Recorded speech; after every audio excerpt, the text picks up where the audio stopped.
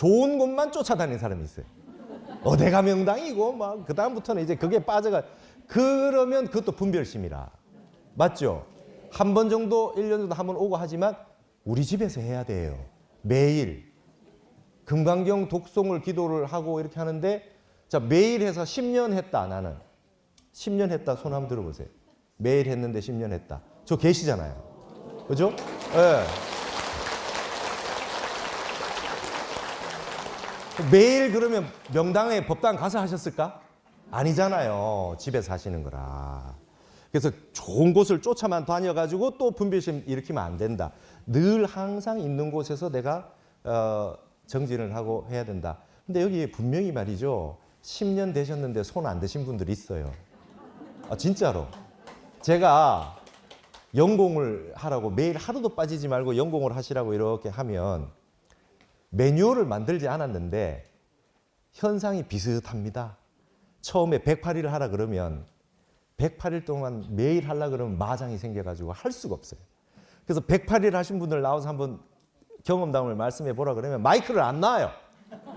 내가 얼마나 힘든 줄 아세요? 막 그때는 막 와가지고 내가 하고 나가서 술을 먹었습니다. 막 그러고 막 별의별 얘기를 하신 분이 많아요. 내가 막 그냥 뭐 엄청나게 얘기를 해서 고통을 겪었다 그래. 한 1년 되시면 이제 뿌듯하게 이제 습관이 됐습니다. 이래요. 3년 정도 되시면 말이죠. 거의 비슷해요. 희한합니다. 스님 하기는 하는데 이래 해가 되는지 모르겠습니다. 이래요. 매일 하시는 분들이 3년 정도 되면. 10년 됐다는 분 말 시키면 아니요, 저는 말할 게 없어요. 숨어요. 이게 무슨 말이냐? 금강경에서 말한 유의법이 무의법으로 변하는 거예요. 일체 유의법은 요몽함포용이라. 했다라고 하는 사항이 내려앉아가지고 이제 점점 하기는 하는데 습관은 됐는데 그게 무의법으로 점점 넘어가는 거죠. 하기는 하는데 내가 이렇게 제대로 하는 건지 안 하는 건지 내세울 게 없어지는 거죠. 유의법이 무의법이 돼요. 그래서 응무소지가 되는 거예요. 응무소주가 돼야 이생기심을 처음에는 억지로 발심해서 내야 됩니다. 처음에는 발심을 억지로 내야 돼요. 그래가지고 도반들이 있으면 야, 이 금강경 한번 읽어볼래? 1000명이 읽는다. 한번 와보자. 이렇게 해서 억지로 하는 거예요. 처음에는. 그러고 난 다음에 쭉 계속 하시고 나면 그 다음부터는 매일매일 하다 보면은 이제 유의의 세계에서 무의의 세계로 갑니다. 유의의 세계에서 무의의 세계로 가요. 그러면서 점점 업이 녹아갑니다. 그죠? 그래서 약견재상 비상이 즉견열애라고 하는 것은 모든 상이 상 아님을 본다. 이 금강경의 핵심은 무아입니다. 무아상. 그죠? 핵심은 무아상이에요. 아상, 인상, 중생상, 수사상이 결국은 아상의 다른 말이잖아요. 아상이 없어진다. 무아가 된다. 응무소주가 된다. 응무소주 이생기심이 다른 말로 하면 진공이 묘유가 된다. 이 소리입니다. 맞죠? 그래서 근본은 보편이라고 하는 공이고, 공이라고 하는 거에서 그 다음에 나오는 부정을 거친 유는 가유가 아니라 여기서는 묘유가 나온다. 그 묘유가 나올 때는 그걸 무의법이라 그래요. 함이 없는데 무의, 무불이라 하는 거는 없는데 되지 않는 게 없어요. 저절로 돼요. 처음에는 억지로 해야 됩니다. 그런 과정을 거쳐 나가는 게 이 공부단 말이죠. 옛날에 선사들은 이런 말 해요. 약견, 재상, 비상이 즉견, 열애라 하니까 그 말도 틀렸대요. 약견, 재상, 비상이라도 즉 불견, 열애라 이래요. 모든 상이 상 아님을 안다면은 열애를 본다 이러니까 그거 아직 상이 덜 떨어졌다 이거예요. 상이 상 아님을 본다 해도 열애는 못 본다. 그래도 열애는 보지 않는다 이렇게 얘기해요. 열애를 보는 열애는 그건 상에 떨어져 있는 거 아니냐. 선사들은 그렇게 얘기합니다. 그럴 정도로 이 공부는 공부를 계속해서 하면서 무의법으로 가는 공부입니다. 자, 그러면 이제 우리 경을 읽고 참선을 하고 이렇게 기도를 하고 잘 이렇게 하신단 말이죠. 근데 우리가 한 가지 알아야 될 게 있어요. 여러분, 대승기실론소에 보면 온효대사가 무슨 말씀 하셨냐면, 이번 생에 내가 기억하는 업은 참회하면 다 소멸할 수 있대요. 이번 생에 기억나는 업은 참회하면 다 소멸될 수 있대요. 이번 생에 지은 거는. 몇십 년이 지나도 진심으로 참회하면. 그러니까 기독교도 회개가 있고 캐톨릭도 고해성사가 있고 참회를 진심으로 하면 다 소멸시킬 수 있대요. 근데 그럼 전생권은 어떡하냐? 전생 거 기억 못 하는데. 그 업장을 어떻게 소멸합니까? 전생의 업은 삼매로 해결이 된대요. 삼매에 들어야 된대요. 원효대사 말씀이에요. 1400년 전에. 그러니까 내가 왜 수행을 해서 한 번 참여하고 말면 되는 거를, 한 번 독송하면 되는 거를 왜 이렇게 계속해서 지속해서 하느냐. 금강경을 계속 읽고 계속 왜 하느냐. 계속해서 읽다 보면 삼매에 들어요. 그렇죠? 예. 깊게 들어가다 보면 무심이 된다 이 말이에요. 무념무심이 돼요. 생각 끊어진 대로 들어가야 이게 이제 그 다음부터는 묘유의 세계로 들어가요. 응무소주가 됐다 이 말이죠. 그래야 이제 묘유의 세계로 들어간다 이 말이에요. 그렇게 들 때 어떤 현상이 일어나냐면 막 울음이 나기도 하고, 맞죠? 자기도 모르게 막 울음이 터져요. 왜 우는지 모르겠어. 육식경계로 모르겠는 거예요. 그냥 7식, 8식에 있는 미세 망념이 저장되어 있는 어떤 창고에 하드디스크에 뭔가 파일이 있었는데 그게 열려가지고 딱 라디오 주파수 터지듯이 딱 맞아 떨어지면서 그게 탁 터지는 거죠. 그래서 자기도 모르게 우는 거예요. 이건 모든 종교에 다 있어요. 그렇죠?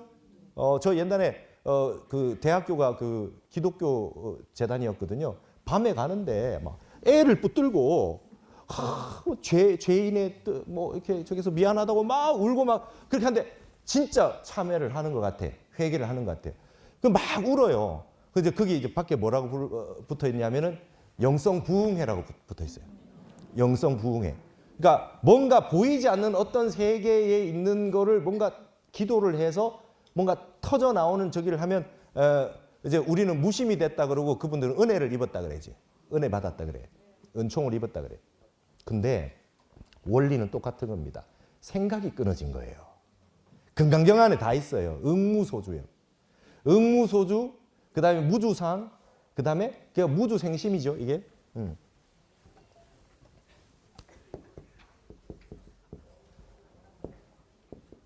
응무소주.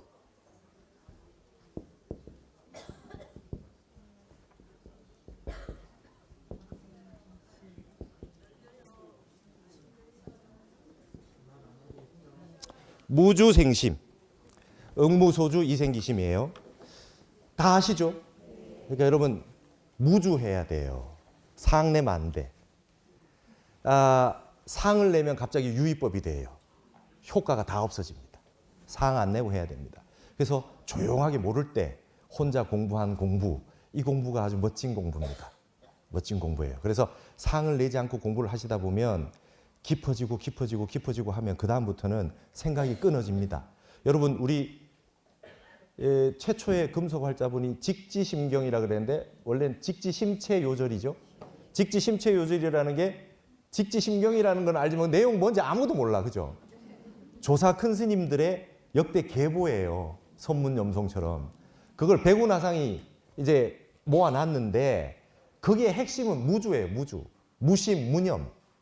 생각 끊어진 거에 있다는 거예요. 무심과 무념이랍니다. 이 무심과 무념을 위해서 공부를 해야 돼. 근데 이게 말이죠. 공부라는 게 희한해서 매일 선지식을 매일 만나는 분보다 한 번 만나고 간 분이 공부 더 잘한 분이 많아. 희한합니다. 그죠? 안한존자가 제일 마지막에 깨쳤어요. 맞죠? 네, 매일 보고 있었는데 매일 따라다니고 매일 법문 다 외웠는데 안한존자가 부처님 열반하실 때까지 못 깨쳤어요. 아랑가를 못 얻었어. 그 일은 왜 벌어졌을까요? 혼자 조용히 정진한 응무소주의 시간이 없는 거예요. 그래서 아주 깊이 있게 들어가야 됩니다. 그렇게 해서 공부를 하시다 보면 전생의 업까지 다 녹일 수가 있는 거예요. 그러니까 여러분 지금까지 있었던 모든 종교의 신비 체험이라고 하는 것이 알고 보면 다 여기를 떠나지 않아요. 금강경이 다 있는 거죠. 근데 제가 선방에 갔었는데 선방의 다각실에서 어떤 일이 벌어졌냐면 선원에서 늘 정진하던 스님이 허리가 좀 아파서 그 철에는 부전을 보셨어요.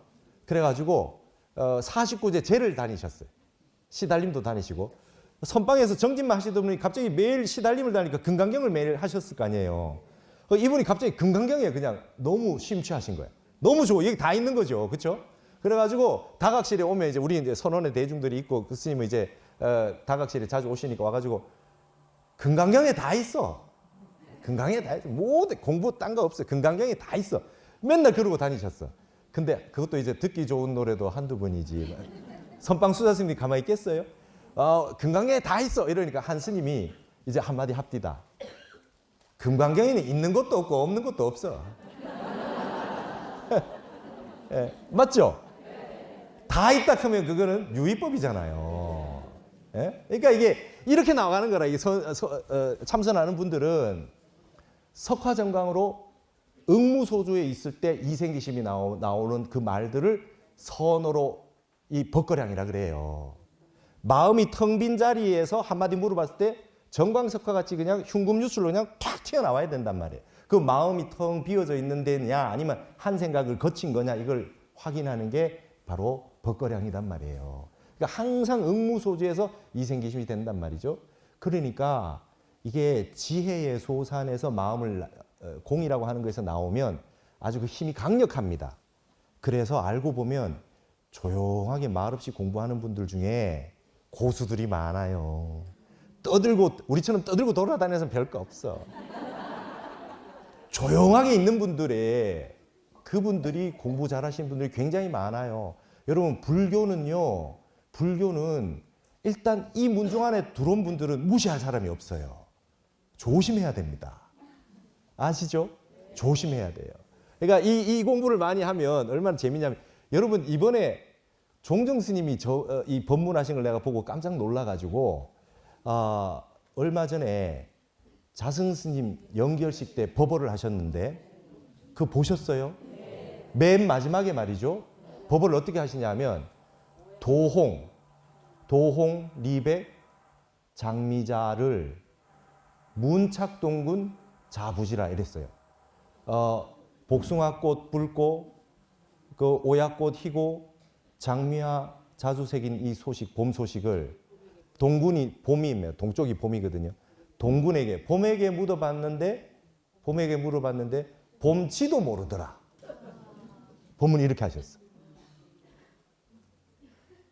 우리가 맨날 왔다 갔다 해도 똥자루들이 왔다 갔다 하는 거잖아요. 그죠? 똥자루들이 왔다 갔다 해. 제가 오늘 이제 서울에서 차 몰고 오는데 토요일이라서 차가 꽉 막혀 있어요. 꽉 막혀 있는데 보고 그 생각이 났어요. 여기에 열심히 차를 몰고 다니는 사람이 이렇게 많은데 마음속에 일념을 가지고 오는 사람은 몇몇이 될까? 다들 어디로 가고 있냐 이거예요. 그죠? 이 송장들이 산 송장들이 어디로 돌아다니냐 이거예요. 자기도 모르는 게. 그렇죠? 봄한테 봄 소식을 물어봐도 봄인 줄 몰라요. 바쁘게만 살았지. 그러니까 응무소주 세계에 들어가셔야 된다. 정진하셔서 금강경의 핵심은 거기에 있죠. 그러면서 그래서 제가 큰 스님 이 성파 큰 스님의 법문을 다른 걸 찾아봤어요. 너무 재밌게 하세요. 제발 참선 좀 해라 이거예요. 참선 좀 하고 경도 좀 읽고 불교 공부를 좀 해라. 국회의원들한테 정곽해서 그렇게 말씀하시면서 법문을 어떻게 하시냐면 저기 이제 막 일화를 막 얘기해 주시는 거예요. 이게 이 벽에 벽화가 호랑이 벽화 그림이 있는데 두 명이서 가다가 네가 저 호랑이 끄집어낼 수 있나? 그러니까 그분이 끄집어낼 수 있대. 한번 끄집어내 봐라. 이랬더니 네가 좀 묶어 놓으면 내가 끄집어낼게. 호랑이가 나오면 물 거 아닙니까? 네가 좀 묶어놔. 그럼 내가 끄집어내 줄게. 이런 거예요. 그러니까 이렇게 웃겨놓고는 스님께서 이게 보통 얘기가 아니다 이거예요. 그 순간에 갑자기 지혜가 탁 터져서 나오는 게 어디서 나오겠냐 이거예요. 수행을 좀 해야 된다는 거예요. 이렇게 참선과 경전과 불교 공부를 하라고 하시더라고. 이런 말씀도 해요. 토끼하고 거북이하고 여우하고 산을 가다가 배가 고팠는데 허기가 졌는데 떡을 파는 보살님을 만났대요. 그래서 서로 떡을 먼저 먹으려 하니까 나이가 많은 순으로 먹자 그랬대요. 그러니까 제일 나이 많은 사람이 먼저 먹자. 사람이 아니라 동물이지. 그래가지고 거북이가 그랬대요. 나는 삼천갑자 동방삭보다 먼저 태어났다. 그랬대요. 그랬더니 여우가 나는 세상 개벽하기 전에 태어났다. 개벽 때 그때 태어났다. 이랬대요. 그랬더니 거북이가 그래 내 봤다 이랬대요. 네 태어난 거 봤다 그랬대요. 이러시면서 이런 지혜가 나오려면 참선하고 경 읽어야 된대요. 스님 법문을 그래 하시더라고. 야, 여러분 이게 불교의 지혜예요. 지식만 가지고 안 되잖아요. 지식만 가지고 안 돼요. 그래서 여러분 이제 이런 공부를 쭉 하시면 해안이 동투한단 말이죠. 해안이 동투해요. 제가 타너 스님 이렇게 생각을 해보면 타너 스님이 금강경을 다 외우셨어요. 금강경을 싹 다 외우셔가지고 얼마나 대단하셨냐면 제가 이제 금강선언에 서울에 개포동의 금강선언에 강의를 매년 다니고 타너 기념박물관에도 있고 했는데 그 해거 스님께서 금강경을 외우라 그래가지고 거기는 다 금강경을 외워요. 신도들이. 금강경 강송 대회를 합니다. 다 외우셔가지고 강송 대회를 해요. 그래서 어떤 분이 이제 뒤로 거꾸로 외우기 시작해서 거꾸로 외우는 분도 있어요. 그리고 중국어로 외우는 사람도 있고. 근데 타너 스님이 그러셨대요. 해거 스님이 출가해서 처음 왔는데 행자한테 일을 안 시키고 금강경을 외우라고 하셨대요. 그리고 낮에 점심을 먹어야 되는데 아침에 공양주 보살님 아침 밥 해놓고 나서 보살님도 여기 공부하러 들어오라 그래가지고 점심은 전부 찬밥 먹었대요. 아 진짜로 그렇게 공부를 시키셨대요. 그래서 지금 이렇게 금강경을 이렇게 열심히 우리가 독송하는 그런 인연법이 된 거예요. 하남 스님이 금강경을 새로 편집을 해서 내시고 타너 스님이 그걸 번역을 처음으로 직역 번역을 하시고 그리고 외우게 시키고 해가지고 이렇게 활성화가 많이 된 겁니다. 그리고 그 이후에 많은 분들이 지금 소위경전이 돼서도 이렇게 독송을 하는 이유는 금강경에 엄청난 파워가 있어요. 힘이 있어요. 그래서 이 타너 스님 기신론 같은 것도 이렇게 스님 현토 좀 해주십시오 이렇게 오면 스님이 이렇게 현토 이렇게 뭐 하고 하지 이렇게 있잖아요. 현토하면 그 받아 적으라 하신대요. 책을 거꾸로 보고 기신론을 다 외우고 계셔가지고 현토에서 외워서 쭉 불러 좀 빨리 받아 적으라 하신대요. 그 경을 다 외우셨대요. 그렇게 다. 경을 많이 외우면 지혜가 막 터져 나온답니다.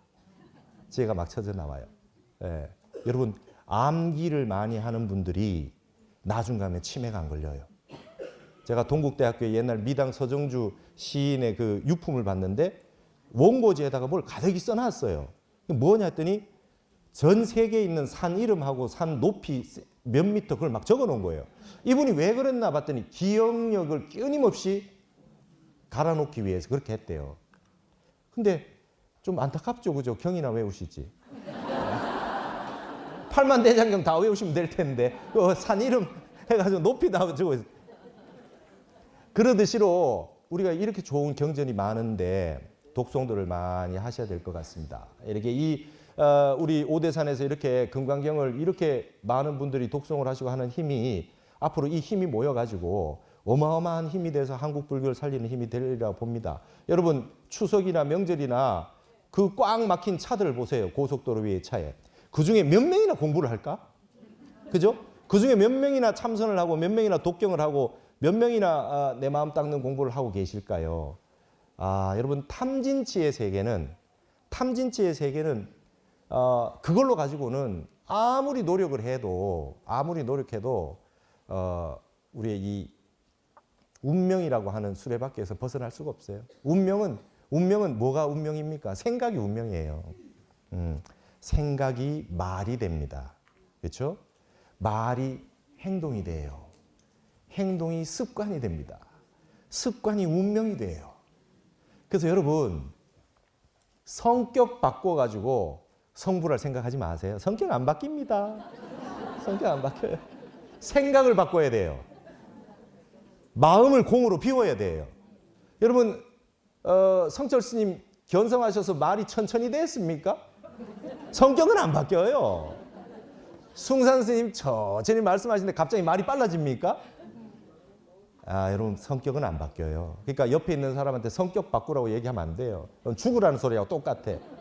생각을 바꾸고 마음을 응무소집으로 보내는 겁니다. 무주생심하는 거예요. 마음을 한 생각 쉬는 겁니다. 저 순간에 딱 알아차려서 쉬는 겁니다. 그래서 여러분 경을 읽을 때 타너스님이 하신 말씀이 있습니다. 제일 중요한 게 서산대사의 제자인 청매선사가 했는 십종무익이라는 게 있어요. 십종무익 첫 번째가 심불반조하면 간경무익이다. 마음에서 반조를 하지 않으면, 이건 한번 써볼까요?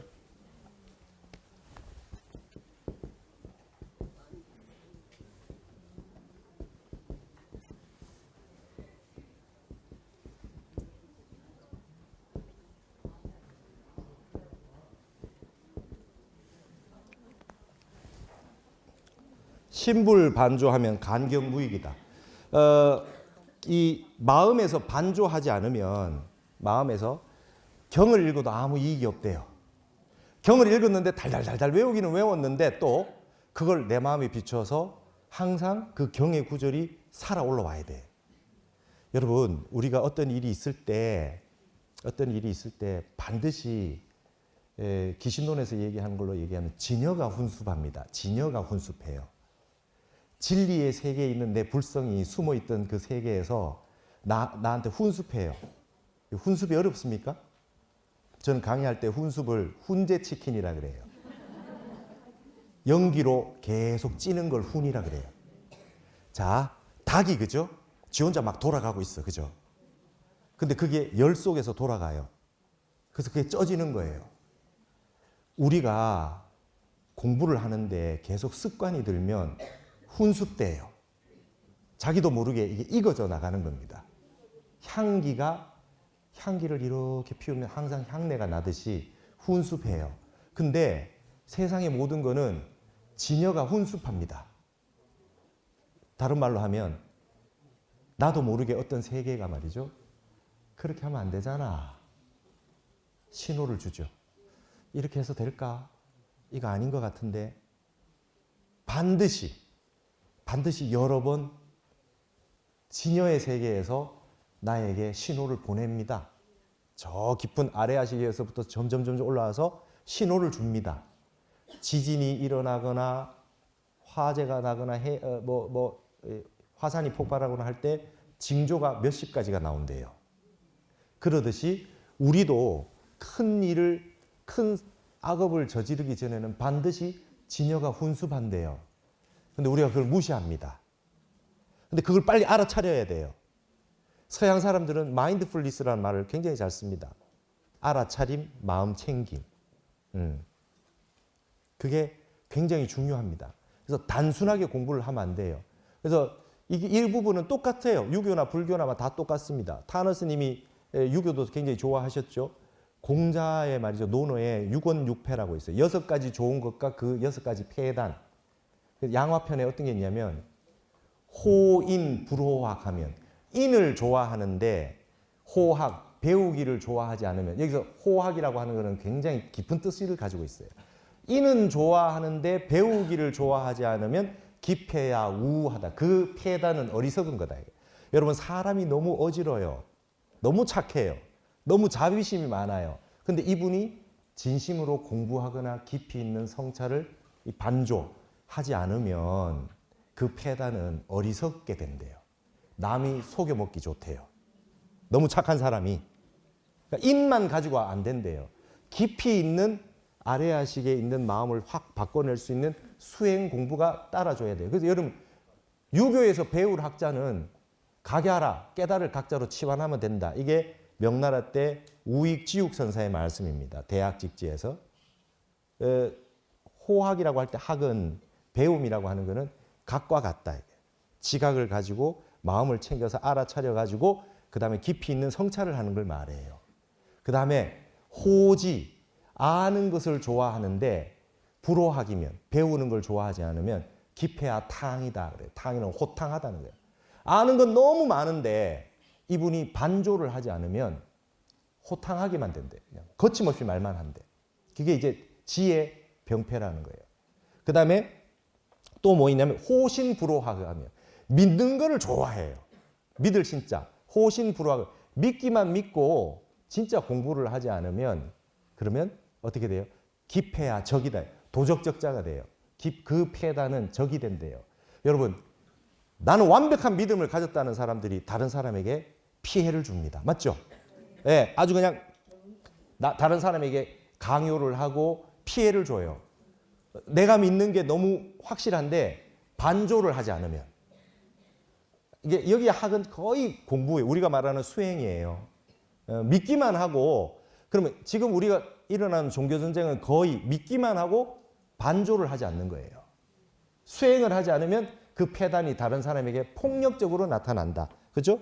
그 다음에 호직 불호화가 하면 아주 곧은 사람들이 있어요. 곧기만 하고 수행을 하지 않으면 기폐야 교라고 그래. 교는 이 실사변에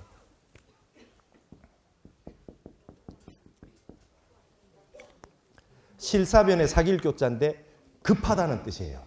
여러분 되게 아주 옳고 고른 게 너무 분명해서 완전 직선인 분이 있어요. 이런 분은 대부분 말이죠.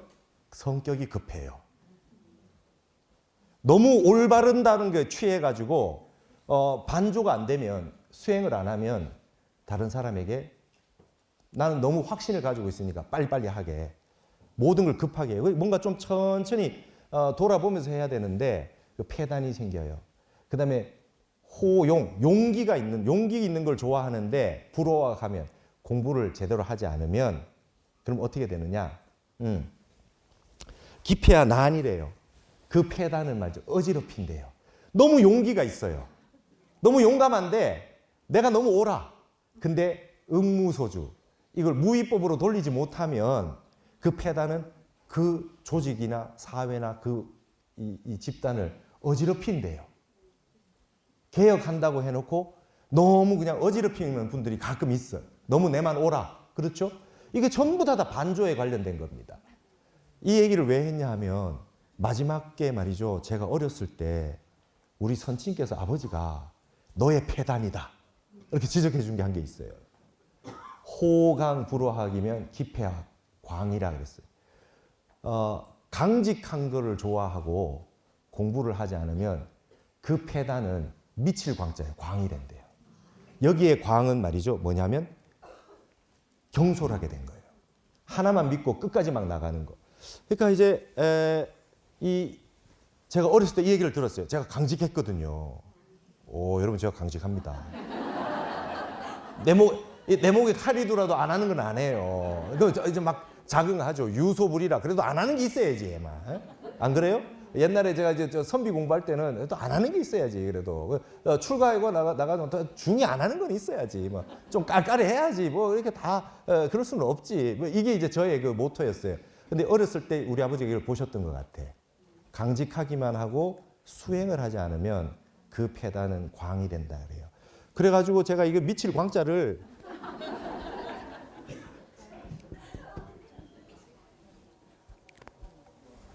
제가 대학 다닐 때 저의 화두가 광이에요. 광. 저 미친 게 저게 어떤 건가? 근데 여러분 유교에서 저 광을 말이죠. 좋게 얘기합니다. 완벽한 중용을 갖추지 못한 사람은 공자가 그래요. 완벽한 중용을 갖춘 사람은 찾을 수가 없다. 그러니 광자나 견자를 찾겠다 그래요. 광자는 뭐냐면 뜻은 높은데 현실이 못 받쳐주는 사람을 광자라 그래요. 그런 분들 가끔 있잖아. 그죠? 굉장히 좋아. 근데 언행일치가 잘 안 돼. 현실이 따라주지 못해요. 근데 그 사람을 공부시키면 중용으로 끌고 올 수 있대요. 견자라고 하는 건 뭐냐면 하지 않는 게 있어요. 고집이 있는 사람들. 그런 사람도 공부시키면 된대요. 근데 껍데기로 중도인 척 하는 흉내 내는 사람이 있어요. 그걸 향원이라 그래요. 동네 가면 그 사람 다 좋다 그래요. 다 훌륭하다 그래. 근데 좋은 사람한테도 칭찬받고 나쁜 사람한테도 칭찬받는데 나쁜 사람한테는 욕을 얻어먹어야 된대요. 공자가. 그건 덕에 좋은 게 아니래요. 그래서 사이비 중도 중용이 많대요. 공자가 그렇게 얘기를 해요. 그래서 차라리 나는 광자를 선택하겠다. 그래서 왕양명이라고 하는 대가는 말이죠. 광을 주장합니다. 세상을 바꾸는 건 광자들이 바꾼다. 중용은 도인이라서 잘 안 나선대요. 광자들이 나선다. 그 얘기를 듣고 제가 그래 광자도 괜찮다.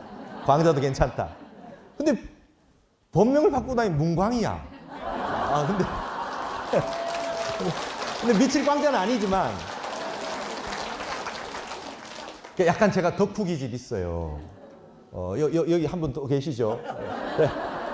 자연스님도 약간 하나에 빠지면은 이게 요즘 말하면은 오타쿠예요. 뭐 하나에 집중하면 거기에 몰입하는 거예요. 여기 이 광의 성격을 가진 사람이 조금만 공부를 하잖아요. 도에 가까워진대요. 그러니까 여러분도 본인이 성격적으로 뭐에 하나 되게 집중하고 그다음에 몰입하는 성향이 있다 그러면 대부분 옆에 있는 분들에게 어머니나 부인이나 누구에게 한 번씩 야단을 맞습니다. 이번에 보셨어요? 아시안 게임에 평생 게임만 하던 사람이 금메달 땄어. 그죠? 그래서 막 울면서 인터뷰에서 엄마한테 얼마나 내가 야단을 맞았는데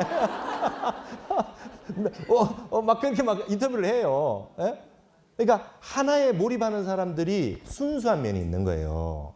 그래서 그 사람이 조금만 공부를 하면 변해된대요. 그래서 제가 옛날에 출가하기 전에 대학교 때 학부 졸업 논문이 노신광인일기의 광상징성 분석이에요. 노신이라는 사람이 중국에 뭘 했냐면 일본한테 너무 당하고 그래서 중국 사람들을 좀 병을 고쳐주려고 일본에 유학을 가서 의대를 다녔어요. 의대를 다녔는데 한 번 어떤 충격적인 모습을 봅니다. 중국인이 일본인에게 얻어맞고 있는데 둥그렇게 중국 사람들 구경하는 거 좋아하는 거 아세요? 둥그렇게 둘러서서 중국인이 맞고 있는데 중국인들이 구경을 하고 있더래요. 그걸 보고 노신이 아유 안 된다. 이 사람들 병 고쳐줘봐야 소용이 없다. 정신을 뜯어 고쳐야 되겠다. 그래서 귀국을 해서 소설을 쓰기 시작해요. 그게 노신이 쓴 아큐정전 광인일기예요. 광인일기를 보면 뭐냐면 남들은 다 광인이라 그래. 미친 사람이라 그러는데 혼자 깨달아져 있어요. 혼자 깨달아져 있어요. 이 사람이 어떤 현상, 무슨 얘기를 노신이 하고 싶은지 아시겠죠? 다들 편안하게 살고 있는데 그 사람들 진짜 깨달은 사람이 봤을 때 그 사람이 광자야. 그 사람들이. 그래서 이걸 다 바꾸고 싶어 하는 거예요. 그래서 여러분 아큐정전이라는 게 그겁니다.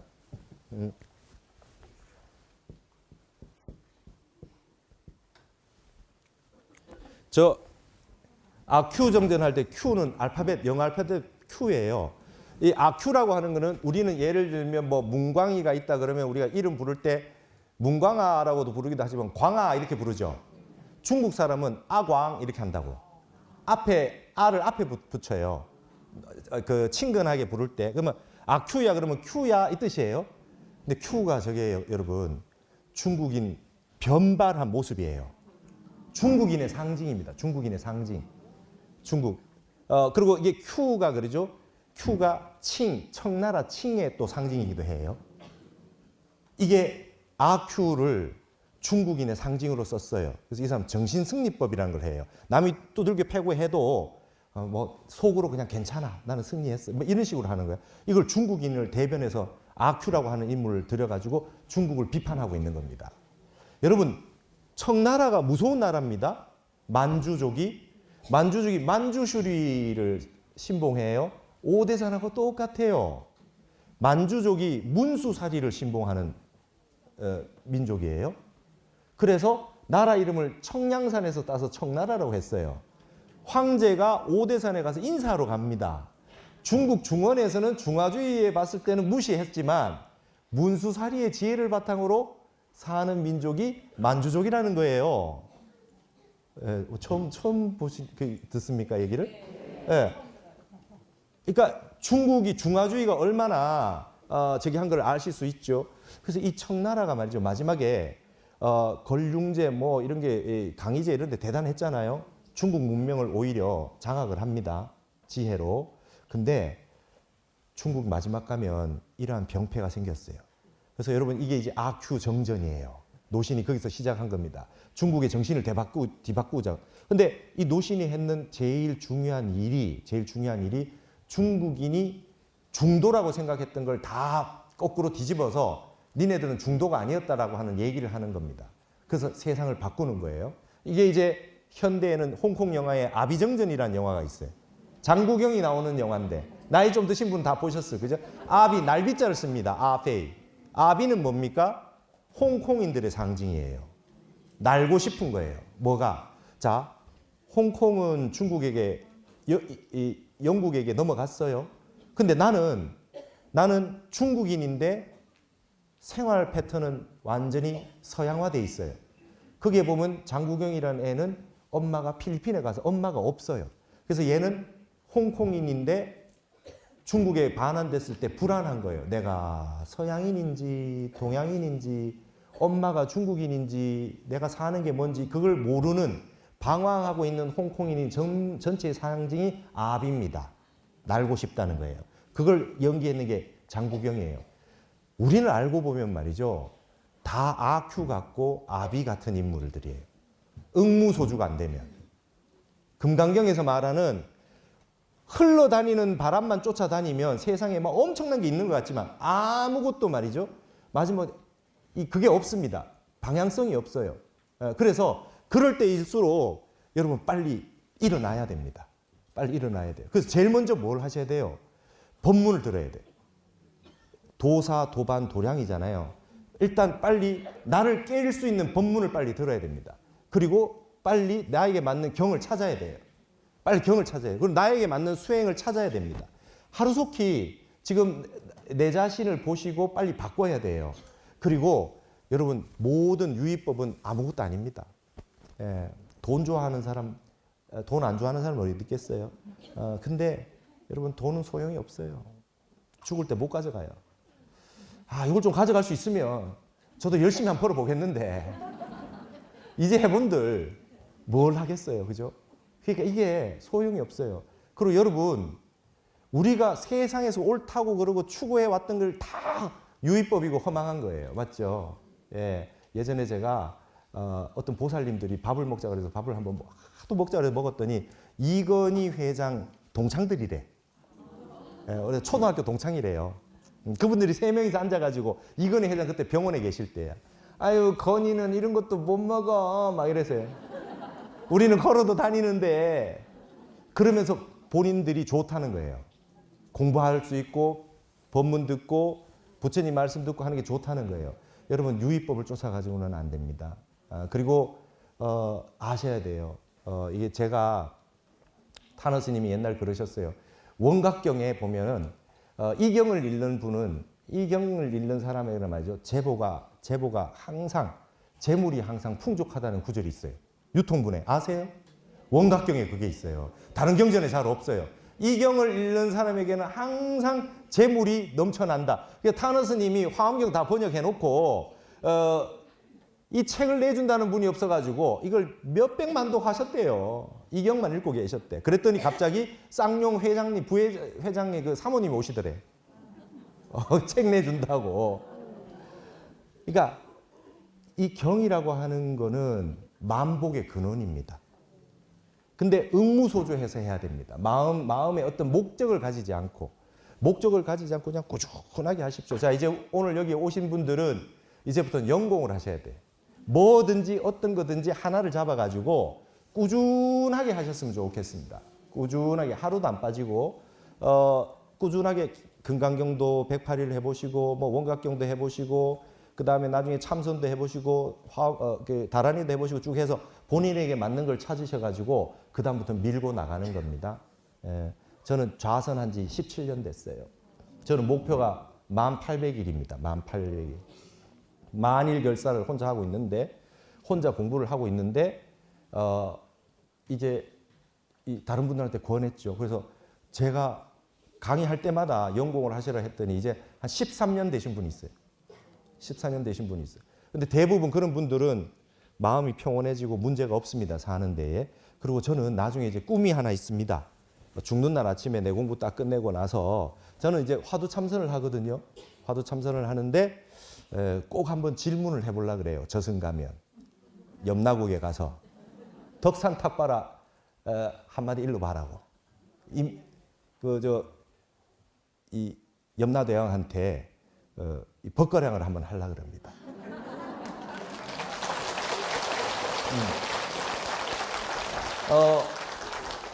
한 30년 연공하면 한번 법거량 한번 붙을 수 있지 않을까. 염라대왕은 뭐 지금 자기 공부 끝내고 이러고 있어. 뭐 한번 하려고 그래요. 여기 지금 여러분 이렇게 많은 분들이 경을 이렇게 읽고 계시면 이래가지고 한 만일 정도 이렇게 딱 독송하시고 이제 저승 가시잖아요.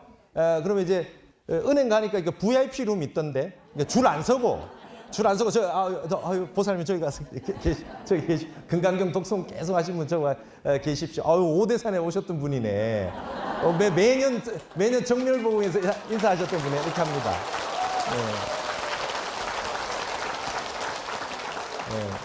지금 하늘에 난리 났어요. 이게 1000명이서 이렇게 와가지고 금강경을 독송하는 세계가 어디 있어요? 진짜로 안 그래요? 그러니까 여러분 저 세주 명품이라도 화엄경 꼭 읽어보세요. 부처님이 진설을 설법해서 정말 할 때 대중이 어떻게 모이는가? 그쵸? 어마어마한 대중들이 막 다 그냥 오신다고요. 이건 뭐 전부 무주법이에요. 무심이기 때문에 그래요. 유의법에는 그렇게 될 수가 없어요.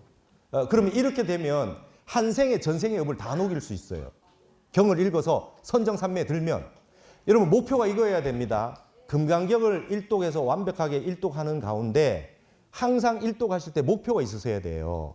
이번 독송에 처음부터 시작해서 끝까지 한 번도 딴 생각 일으키지 않고 한 번도 졸립지 않고 완벽하게 삼매의 순간으로 읽는 게 내 목표다. 매번 그렇게 읽으세요.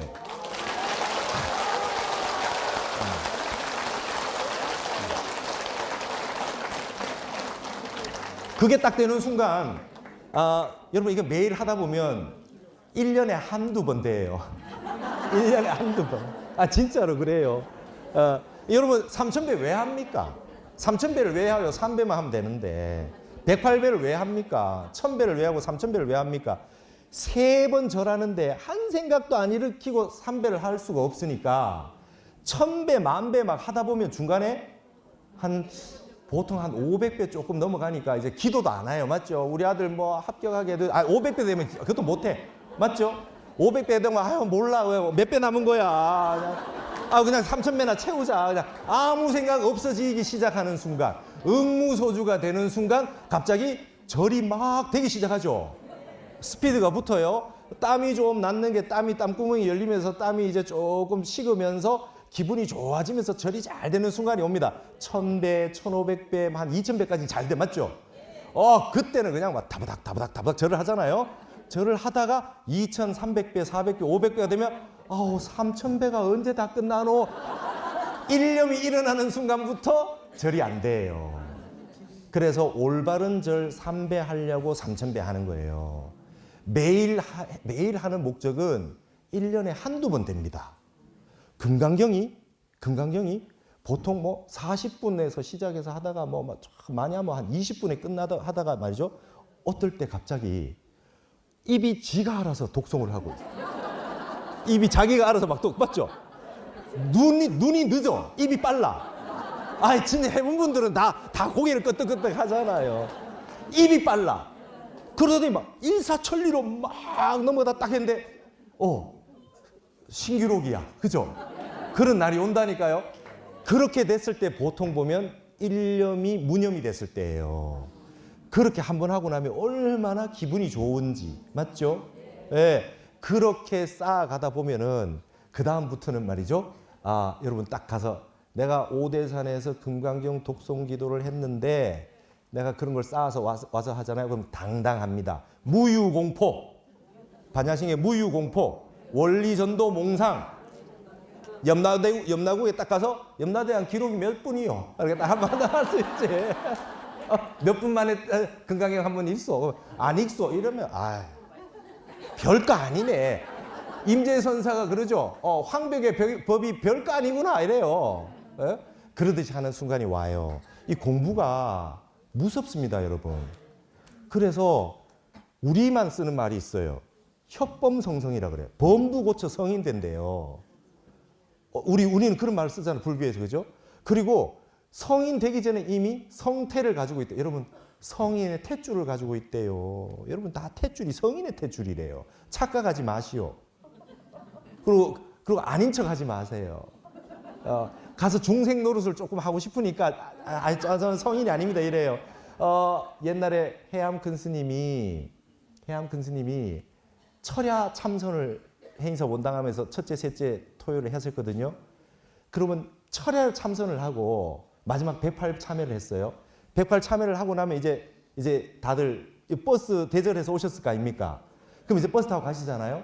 그러면 108 참여가 끝나면 쫓아나가는 분들이 있어요. 그죠? 좋은 자리 잡으려고.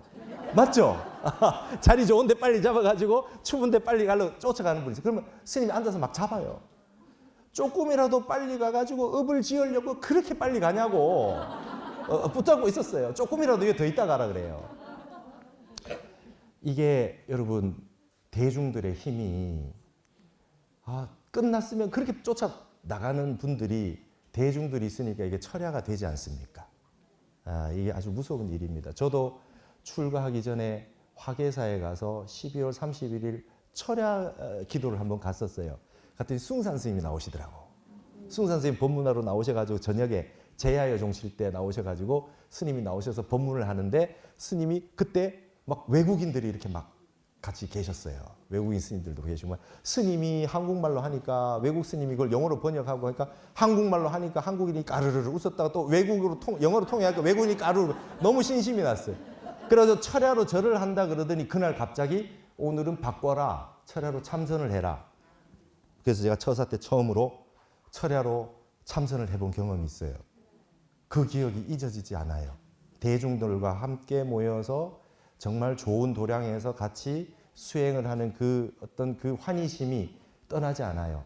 근데 여러분 마지막으로 하셔야 될 게 있어요. 이러한 이 좋은 이 성지 오대산에서 이렇게 수행을 했는데 이렇게 모여서 하는 거는 발심하기 위한 거예요.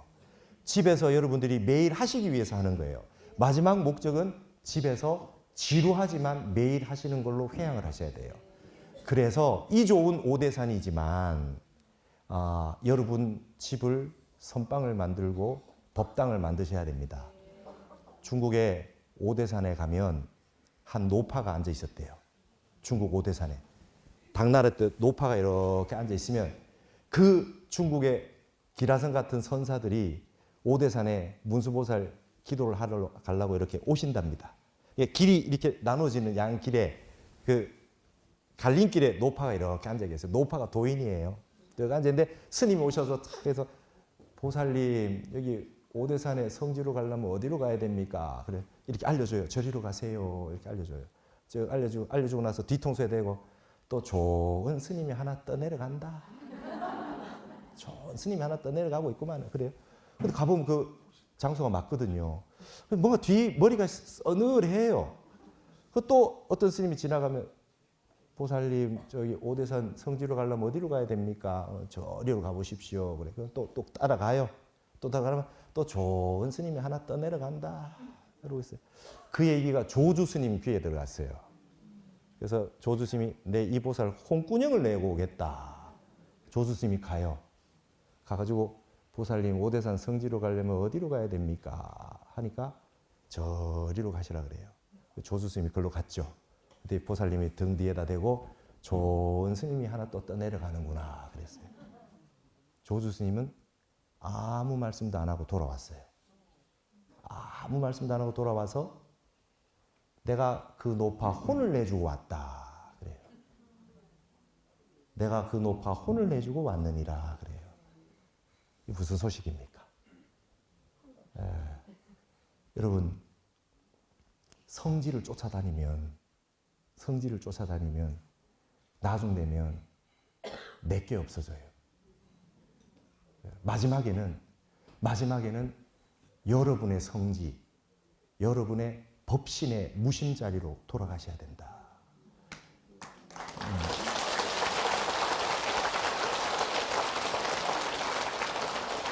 이 오대산의 최고 높은 봉우리가 비로봉이죠.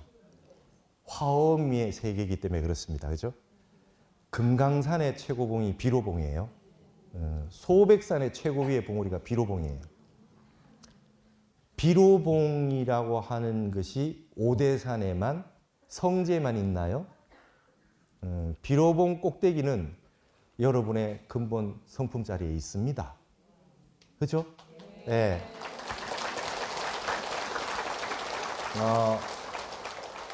무심이 비로사입니다. 무심, 마음 비운 자리가 비로자나 부처님의 스승이래요. 아, 이 조사 스님들 말씀이 멋있죠? 네. 무심이 문수사래요. 무심이 문수보살의 스승이래요. 네. 무심이 지혜제일 문수보살의 스승은 무심이었대요. 그러니까 우리가 처음에는 이렇게 많은 대중들이 모이셔가지고 환희심나게 정진을 하시고 다 같이 열심히 기도를 하시고 하신 다음에 그 다음에는 여러분들의 자기의 비로자나 부처님의 비로자나 장응각 누각 선제동자가 마지막으로 미륵을 만나러 간 누각이 비로자나 장응각 누각이에요.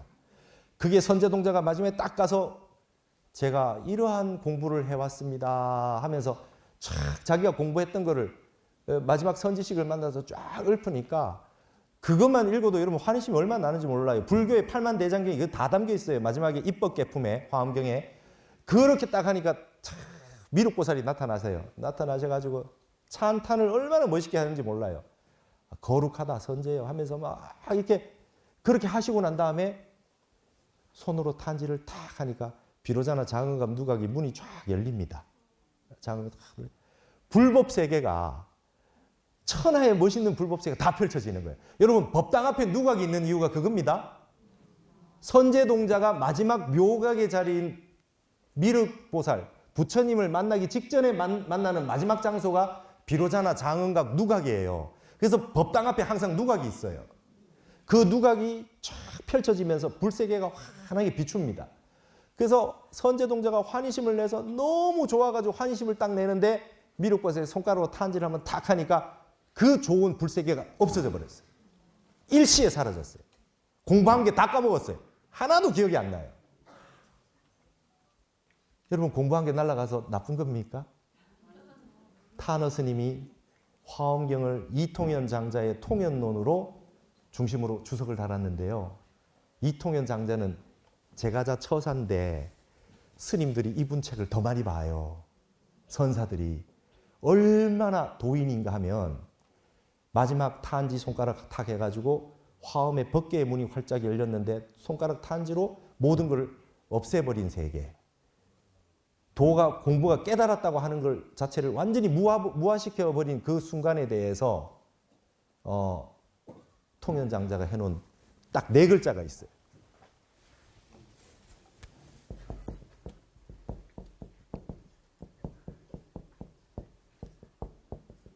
예.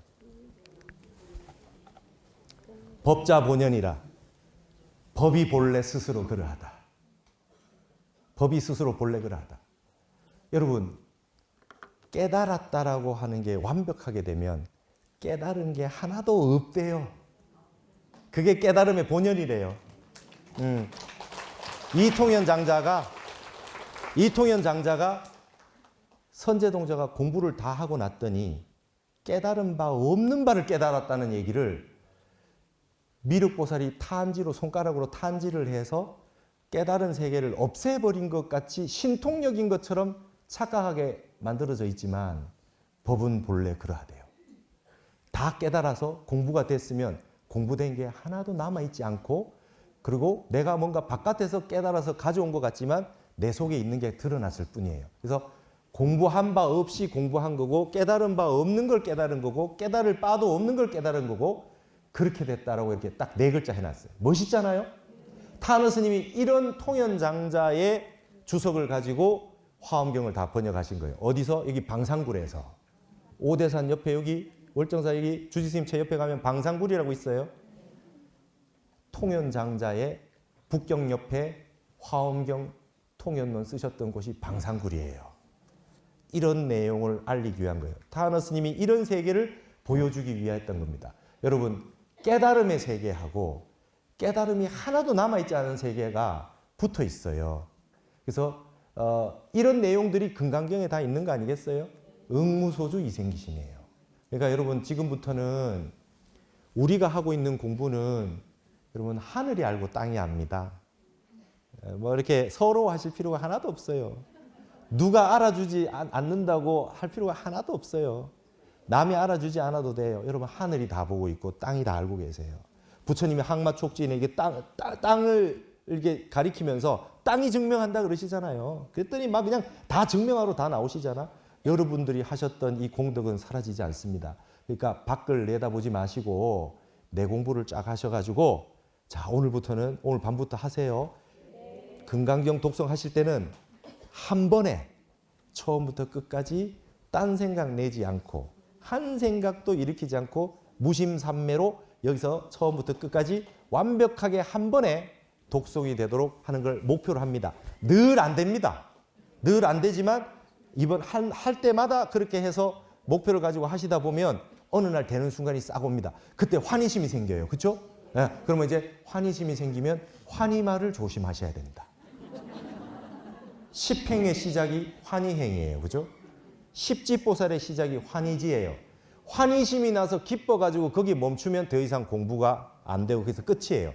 말하자면 천안에 가서 호두과자 까먹는다고 서울은 안 가는 거지. 그러니까 항상 유의법과 무의법 속에 있지만 발심과 원력 사이에 있지만 우리는 항상 새롭게 발심을 해야 됩니다. 원력과 욕심의 차이가 뭡니까? 무심과 유심의 차이입니다. 맞죠? 원력과 욕심의 차이는 무심과 유심의 차이예요. 그 다음에 유의법과 무의법의 차이입니다. 원력은 무의법으로 하는 거예요. 그래서 원력을 가지세요, 여러분. 내가 다 이루지 못하더라도 원력을 세우시면 내가 못하면 다른 사람이 하면 되잖아요. 긍정은 항상 부정의 상위 개념이고 무심으로 무의법의 세계로 원력을 가지시면 반드시 이뤄낼 수 있다. 유의법에 쫓아다니게 하다 보면은 결국은 안한존자처럼 제일 마지막에 깨치게 된다. 껍데기에 쫓아다니시지 마시고 여기에서 열심히 공부하셔가지고 여러분 댁에서 어느 날 갑자기 금강경이 한 번에 쑥 제가 예전에 김제 금산사에 저기 도통대라는 데 도인 스님을 한번 친견한 적이 있어요. 102세로 입적하셨어요. 그분한테 제가 여쭤봤어요. 공부는 어떻게 해야 됩니까? 비동난성이야. 독하지 않으면 이루기 어려워. 그러시더니 마지막에 딱 하신 말씀이 있어요. 공부의 마지막 요체는 한 가지다. 공부를 끊임없이 하다가 한번 딱 집중이 돼서 삼매가 되면 쭉 뽑아야 된다 그래요. 쭉 뽑아야 된대요. 공부가 한번 되기 시작하면 쭉 뽑아야 된대요. 그럴 때 우리가 업급의 업장이 한꺼번에 녹는답니다. 이건 참회해가지고는 유심의 참회로는 도달할 수 없다. 전부 무심법으로 될 수 있다라고 하는 말씀을 잘 기억하시고 저도 잘 안 됩니다. 매일 합니다. 매일 할 뿐이에요. 오직 할 뿐이고요. 죽을 때까지 하는 거고 죽는 날 아침까지 하다가 그냥 가는 거고 그러니 저도 여러분과 똑같이 유심과 무심 이 속을 왔다 갔다 하고 있는데요. 그래도 매일 하는 분하고 안 하는 분하고는 참 다르다. 그래서 여러분 이 좋은 오대산에서 이 주지 스님과 우리 자연 스님이 이 펼쳐놓은 이 대도량의 이 가풍을 이어가지고 여기서 정진 잘 하셔가지고 여러분 깊은 선정삼매에서 무의법을 증득하고 항상 자유자재로 응무소주 이생기심 되시는 그런 아주 환희심이 나는 그런 세월을 맞이하시기 바랍니다. 이걸 마치겠습니다. 감사합니다.